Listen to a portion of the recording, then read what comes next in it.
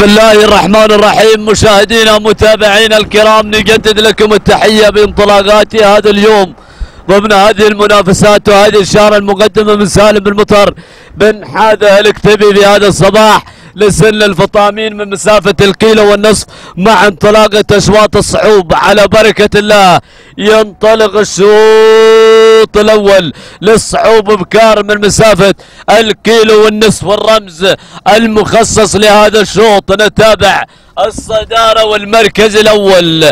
على صدارة الشوط الشاهنية على بداية الشوط سعيد بن سهيل بالخيلة العامري على المركز الأول في هذه اللحظات، أو عيسى بن سهيل بن مهنا المحرمي، هذا رقم 49 على المركز الأول يقدم اسم الشاهنية. المركز الثاني القادمة في هذه اللحظات شاهنية خليفة بن عوض بن خويتم العامري، والمركز الثالث أرى شعار أبو محمد خليفة بن محمد المهيري مع سمحة صاحب التوقيت الأفضل في هذا الصباح.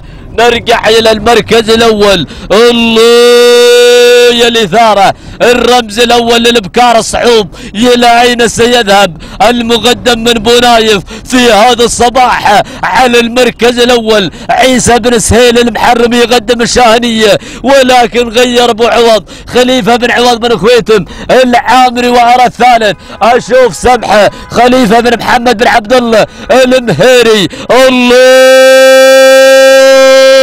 الله الله يا التحديات الأخيرة ما بين بن خويتم والمهيري، الأمتار المجنونة، الأمتار الأخيرة، التحديات الأخيرة، إلى أين سيذهب الرمز؟ نتابع الصدارة، تهانينا والناموس إلى خليفة بن عوض بن خويتم العامري على فوز الشاهنية بأول أشواط الصعوب. المركز الثاني سمحة خليفة بن محمد المهيري، والثالث عيسى بن سهيل بن مهنا المحرمي مع الشاهنية.